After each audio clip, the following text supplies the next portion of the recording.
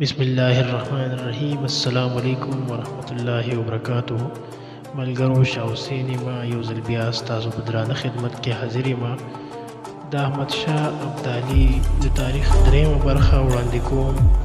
د ابدالي قبیلې احمد شاه او د محمدزی قبیلې جمال خان. د څو ورځو د جرګې نه پس هم د افغان د بادشاه فیصله ونه شوه. په دې کې یو سپین ږیری راوړاندې شو او فیصله یې وکړه. دغه سپین ږیری صابر شاه رحمت الله علیه و. افغانیانو د صابر شاه ډیر قدر او عزت کولو. په دې مشوره وکړه چې د صابر شاه فیصله به په سر سترګو قبلو. ملګرو صابر شاه وویل چې الله په موږ ټولو کې احمد خان له ډیره پوهه ورکړې ده او پکار ده چې احمد خان د افغانستان بادشاه جوړ کړو. افغانیانو قبایلو د صابر شاه فیصله ومنله او جمال خان هم د احمد خان په حق کې فیصله منظور کړه. دغه شان افغانستان د احمد شاه ابدالي په نوم باندې خپل بادشاه جوړ. صابر شاه د خاورې نه یو اوچت ځای جوړ کړو او ویل چې دا به د احمد شاه ابدالي د باچایي تخت او د غنمو یو څو ډکي د هغه په پټکي کې وتړل او ویل چې دا به ستا تاج وي. ملګرو دغه شان افغانستان د ایران نه د ازادۍ فیصله وکړه.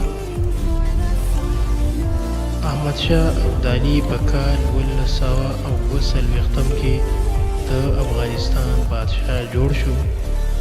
احمد شاه ابدالي د افغانستان د فوج په مدد په قندهار حمله وکړه او قندهار یې د ایران نه قبضه کړ. ملګرو احمد شاه ابدالي د افغانستان په فوج کې اضافه وکړه او د فوجیانو تعداد یې 40,000 ته ورسولو. ملګرو د دې نه بعد احمد شاه ابدالي په کابل، غزني او پېښور باندې هم حملې وکړې او فتح یې ومونده او د دې نه بعد پنجاب ته ورسېدو. ملګرو د دې نه مخکې د لاهور حکمران چې نوم یې شاه نواز و، هغه د احمد شاه ابدالي سره وعده کړې وه چې پنجاب به هم احمد شاه ابدالي ته حواله کوي، خو د خپلې وعدې خلاف ورزي یې وکړه. احمد شاه ابدالي خپل پیر صابر شاه پنجاب ته د تللو لپاره تیار کړو چې د شاه نواز سره د پنجاب په اړه مذاکرات وکړي.